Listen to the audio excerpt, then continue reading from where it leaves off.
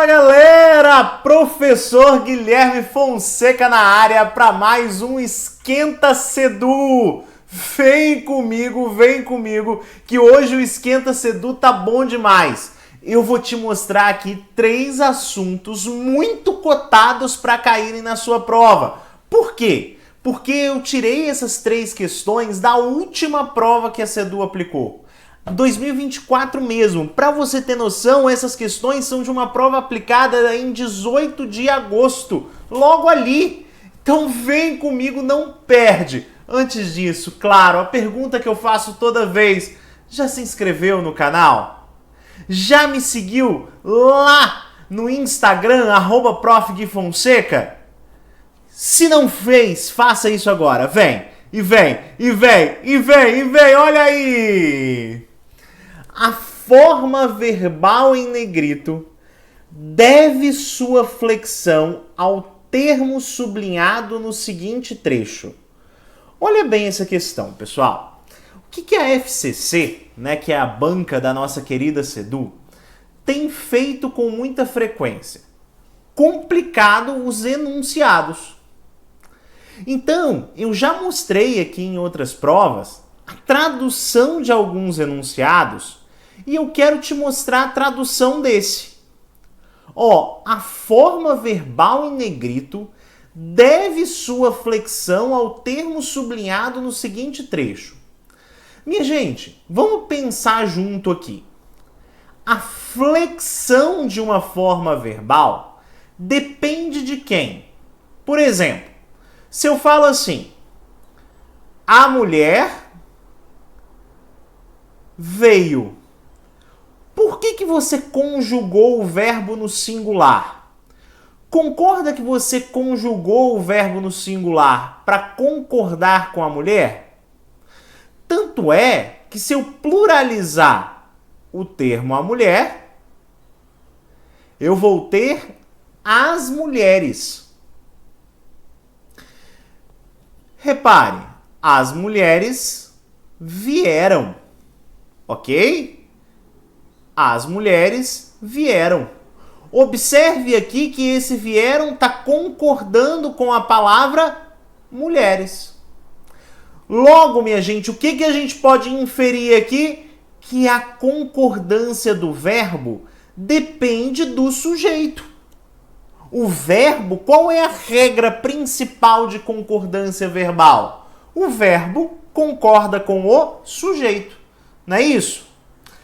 Então, quando ele pede a forma verbal em negrito deve sua flexão ao termo sublinhado no seguinte trecho, olha o que ele está simplesmente te perguntando. Ele está simplesmente te perguntando isso aqui, onde está o sujeito? Ou seja, qual termo sublinhado é o sujeito? Tudo bem? Então, onde está o sujeito? É isso que ele está perguntando para nós. Repare, pessoal, talvez esta seja a informação principal da questão para você. Mais do que qualquer conteúdo. Tá vendo como é importante estudar seguindo o perfil da banca? Tá vendo como é importante você perceber as nuances da banca? Aqui, percebendo a questão da FCC, a gente consegue que isso seja cobrado em qualquer questão da FCC. A FCC tem muitas questões disso. A FCC tem muitas questões com esse enunciado. Por isso que é muito importante você sacar essas traduções. Quando eu olho para essa questão, eu já pergunto, onde que está o sujeito aqui? Olha como isso facilita o seu raciocínio na hora da prova. Beleza? Vamos lá. Então vamos procurar onde está o sujeito. Letra A. Poucos bilhetes comprava a princípio. Guilherme, que frase esquisita. Pois é, pessoal. A FCC, quando ela quiser dificultar as coisas para você, ela vai dar uma frase que não esteja, por exemplo, na ordem direta, que esteja com os termos trocados de lugar. E essa questão aqui foi tirada de uma prova que tinha um texto de Machado de Assis para começar. Ah, Guilherme, era prova para professor de português, então você está dando questão específica. Não, não era prova para professor de português não, tá? É muito comum que a FCC utilize textos de autores da literatura mesmo na prova geral. Tudo bem? Então essas frases aqui, ela tirou de um texto de Machado de Assis. Por isso são frases que de fato demandam um trabalho nosso para achar de fato o sujeito. Então repare, já conseguimos traduzir o enunciado, agora a gente vai procurar nas opções onde está o sujeito. Se a opção sublinhada é realmente o núcleo do sujeito, é realmente aí o sujeito da oração. Vamos lá. Poucos bilhetes comprava a princípio. Minha gente, aqui você já tem uma pista muito boa. Bilhetes, se não concorda com comprava, bilhetes não é sujeito de comprava. E se você observar o próprio sentido da oração, observe que não faz muito sentido, né? Você dizer, ó, poucos bilhetes comprava a princípio. Bilhetes é quem comprava? É o que comprava? Não. Quando eu coloco poucos bilhetes, ó, poucos bilhetes comprava a princípio,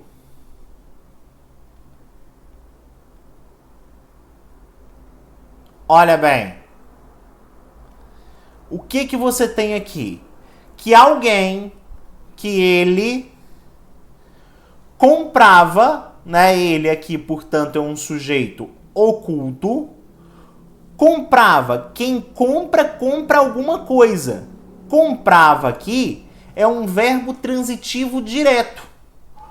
Poucos bilhetes, portanto, será um objeto direto.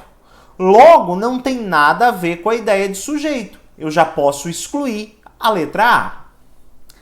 Letra B. E durante algumas loterias cumpria a promessa. Pessoal, a mesma relação. Faz sentido você dizer que a promessa cumpria? Ou a promessa era cumprida? Observe. Aqui a ideia de cumprir a promessa, a ideia de que alguém cumpria a promessa. Então, de novo, nós temos aqui uma ideia de que, ó, cumpria a promessa. De novo, eu vou ter uma ideia de que eu tenho alguém, eu tenho ele aqui, que vai ser um sujeito oculto, ou elíptico, ou desinencial. Quem cumpre, cumpre alguma coisa. Cumprir vai ser um verbo transitivo direto. A promessa será um objeto direto. Então, a mesma relação. O termo sublinhado não é o sujeito. Lá aparecia alguém que o convidava a ficar com um bonito número. Olha bem, pessoal. Aparecia alguém. Vamos ficar só nesse verbo aí, tá bom? Aparecia alguém. Olha só. Lá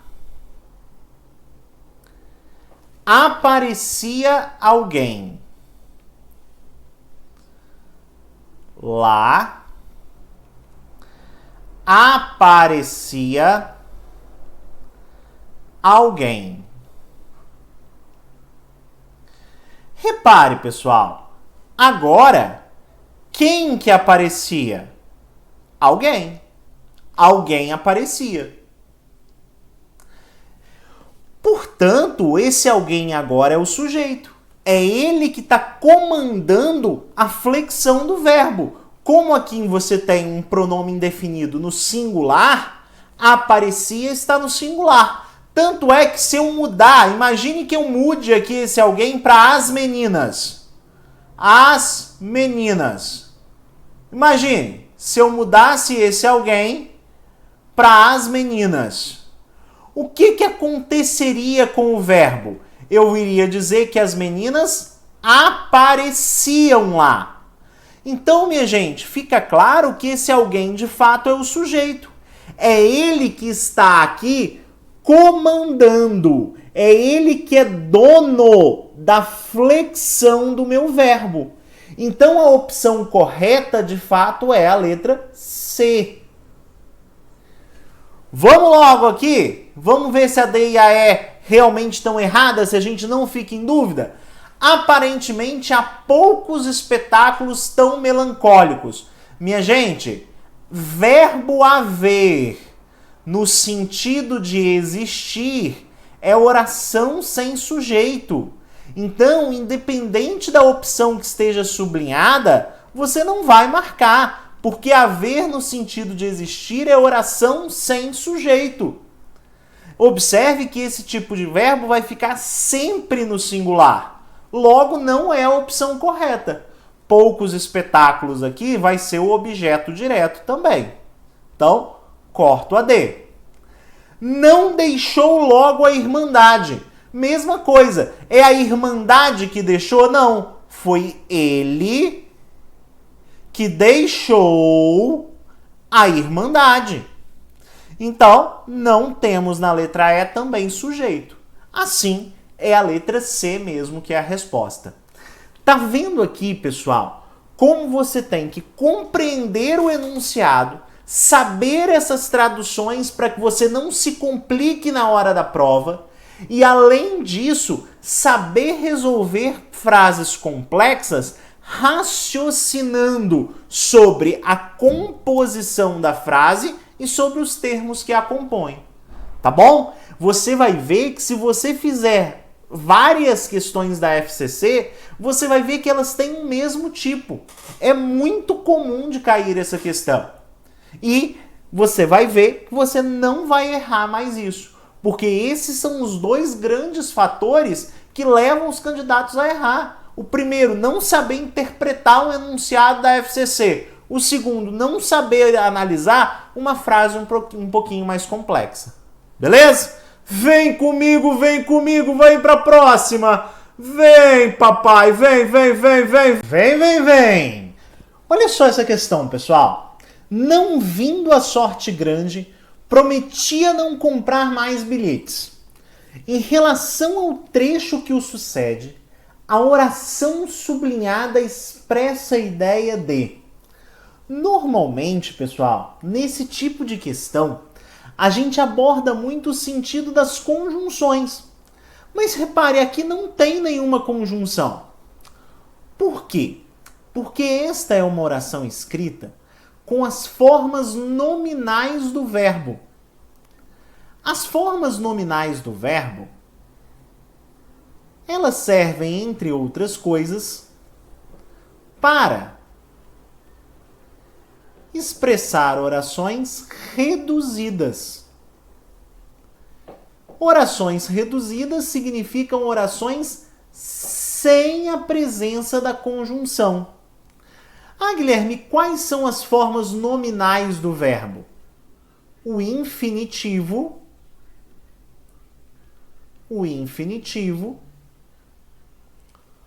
o gerúndio e o particípio. O infinitivo é o nome do verbo. É amar, comer, rezar, por aí vai. Eu lembrei de amar, comer, rezar porque é o nome de um livro, né? Amar, comer, né? E essas são formas no infinitivo, ou seja, são o nome da ação em si. Gerúndio. Gerúndio é aquela forma terminada em NDO. Amando, comendo, revendo. Então, essa ideia dessa forma terminada em NDO é o gerúndio, que é tão discutido por aí. E a forma terminada em ido e ado, que se torna por vezes um adjetivo, ela é chamada de particípio. Amado, comido, impresso, imprimido. Essas formas compõem o particípio. E essas formas, o infinitivo, o gerúndio e o particípio, formam as chamadas orações reduzidas. Só que ele quer qual é a ideia que é expressa por esse não vindo a sorte grande. Olha bem, não vindo a sorte grande, prometia não comprar mais bilhetes. Repare, o que eu vou fazer então, pessoal, para entender melhor o valor semântico? Eu vou olhar qual conjunção, qual segmento de texto é mais aplicável àquela frase.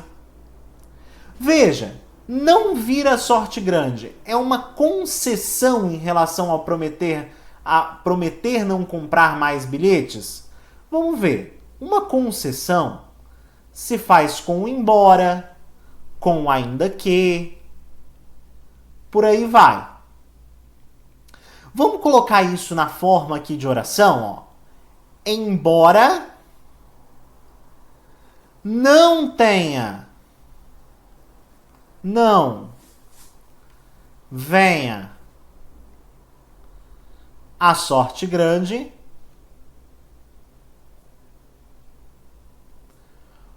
prometeu não comprar.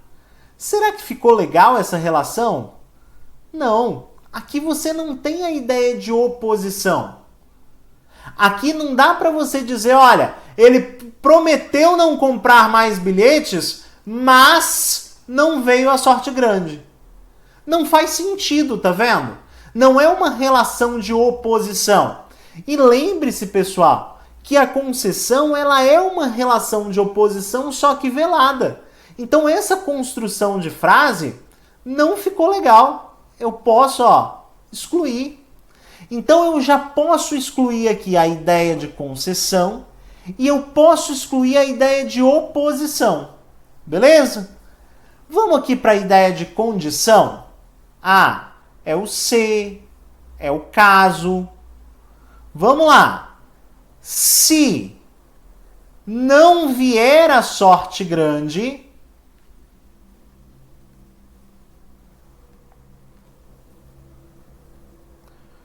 prometia não comprar mais bilhetes. Será que faz sentido? Se não vier a sorte grande, prometia não comprar mais bilhetes. Ele está estabelecendo aí uma condição? Ele só prometeu não comprar mais bilhetes se não vier a sorte grande? Repare, não dá para a gente sustentar também essa ideia de condição, né? Prometer não comprar mais bilhetes não é uma condição de não vir a sorte grande. Tá vendo? Se não vier a sorte grande, fica esquisito aqui. Então também não é uma ideia de condição. Ok? Ele até já apagou aqui, já fez um favor para nós e já apagou, então vou apagar isso aqui também. Se não vier, não faz sentido. Consequência. Consequência seria o quê? O de modo que. Prometia não comprar mais bilhetes, de modo que a sorte grande não veio. De modo que a sorte grande não virá. Repare, não faz sentido. A sorte grande não vir não é uma consequência dele prometer não comprar mais bilhetes. Não é algo que acontece porque ele não prometeu não comprar mais bilhetes. Então, errado também. Causa. Será que dá pra gente colocar assim, Vamos lá. Por que não veio a sorte grande? Por que não veio a sorte grande? Ou por que não vinha a sorte grande? Prometia não comprar mais bilhetes. Veja que agora, pessoal, faz um certo sentido. Ele prometia não comprar mais bilhetes Por que não veio a sorte grande? Ele só prometeu não comprar mais bilhetes porque a sorte grande não veio. Pensa numa pessoa chateada com as apostas. Ele prometeu por um tempo não comprar mais bilhetes porque ele nunca ganhou nada nessa jossa. Então ele prometeu não comprar mais bilhetes. Por que não veio a sorte grande? Aqui sim dá pra gente ver uma ideia de causa, portanto. Então, pessoal, em questões que cobrarem o valor semântico de orações reduzidas, o que eu vou fazer? Eu vou pegar essa questão, eu vou pegar essa ideia e vou colocar as conjunções, as respectivas conjunções, e observar o valor semântico que mais se adequa. Beleza? Vem para a próxima então, vem! E vamos para a última questão do dia. A última questão do dia fala assim, vem papai, também uma questão de verbo, olha bem.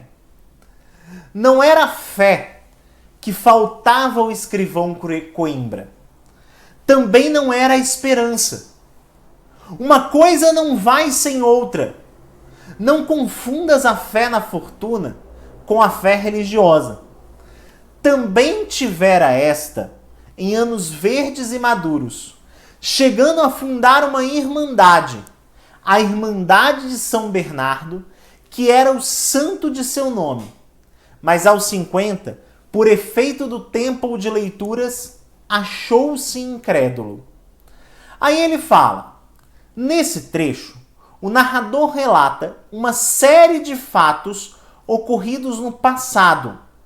E aí ele pergunta, um fato anterior a esse tempo passado está indicado no verbo. De novo aqui, você vai ver uma tradução desse enunciado comigo. Fato anterior a um tempo passado. Então ele está dizendo assim, olha, todos os fatos estão no passado. Eu quero um fato anterior aos fatos no passado. E aí o que você precisa conhecer? Você precisa conhecer os tempos e os modos verbais. Lembrando, pessoal, que o verbo pode pertencer a 3 modos. Ele pode pertencer ao indicativo,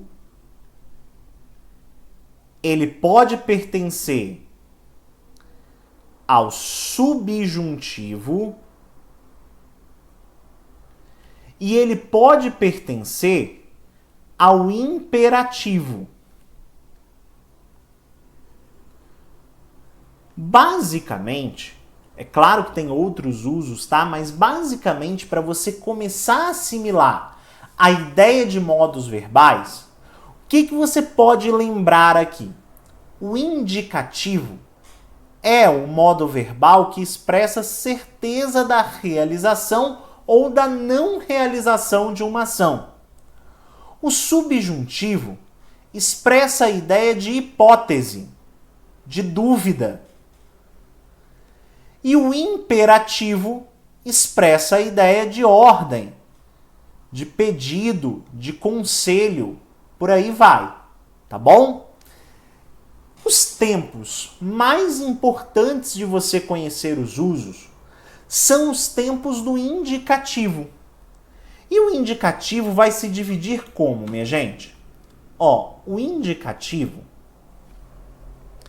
ele vai se dividir da seguinte maneira. Cada modo verbal é que vai originar os tempos verbais. Então vamos colocar aqui pretérito, que é o nome bonito para passado, presente e futuro.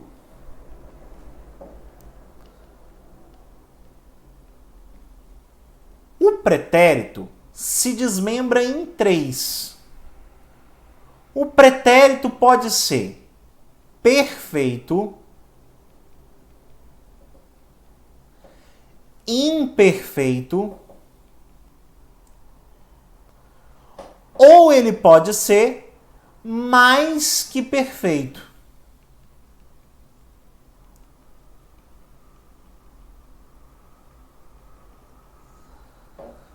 Presente só tem um, só tem ele mesmo. E futuro, eu posso falar em futuro do presente e futuro do pretérito.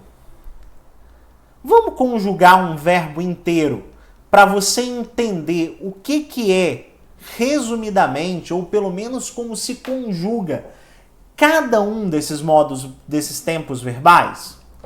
Olha bem, pessoal, para você conjugar o passado, é preciso que você se lembre do seguinte, que perfeito para o grego, que é de onde começou a nossa gramática, é aquilo que é acabado, é aquilo que está pronto, é aquilo que já está feito.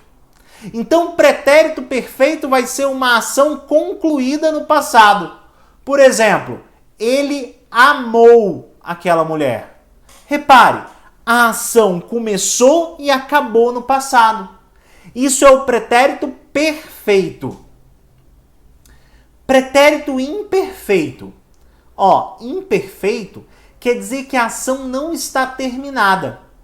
Normalmente a gente se refere ao pretérito imperfeito para uma ação ou que se repetia com frequência no passado ou uma ação que foi interrompida. E aí eu vou usar uma forma como amava. Ele amava aquela mulher. Repare, ele amava aquela mulher quer dizer que ele não amou uma vez só. Ele amava. Era algo que se fazia com frequência. Ok? E o mais que perfeito, Guilherme? Repare, mais que perfeito é essa ação que está mais que acabada. É essa ação que está mais que pronta. Ou seja, mais que perfeito, galera, é o passado do passado. É o passado de outra ação também passada. E eu conjugo sempre com o ara, com o era e com o ira. Então aqui ficaria amara. Ou então tinha amado, que seria a mesma coisa, tá? Seria a forma composta do pretérito mais que perfeito.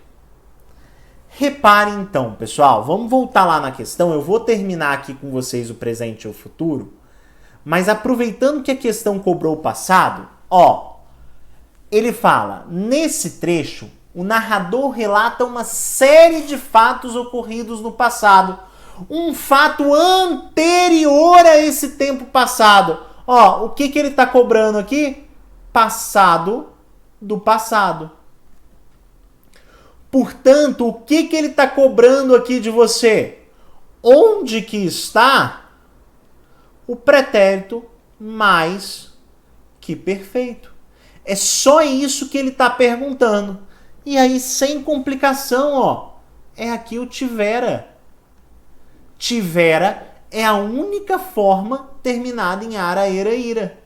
Vai, nem no pretérito tá, achou, tá no pretérito perfeito, faltava, tá no pretérito imperfeito, assim como era também tá no pretérito imperfeito.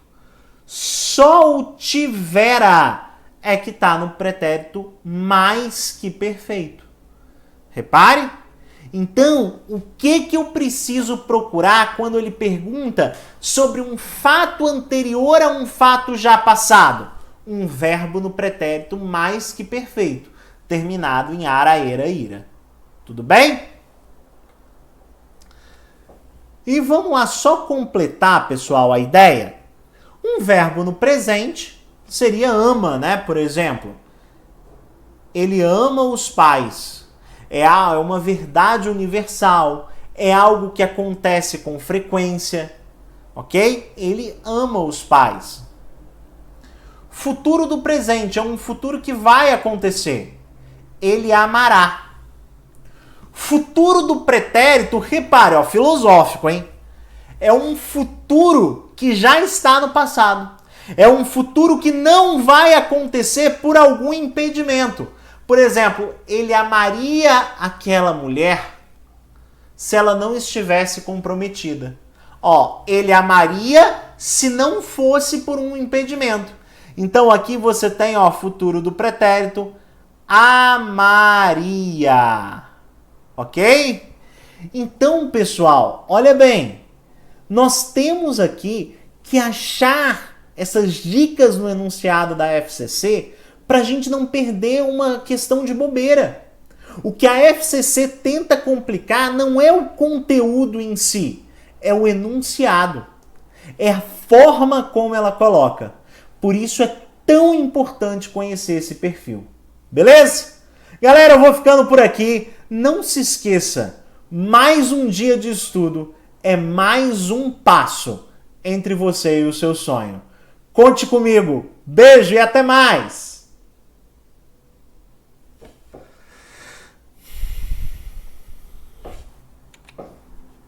Vida, acabei!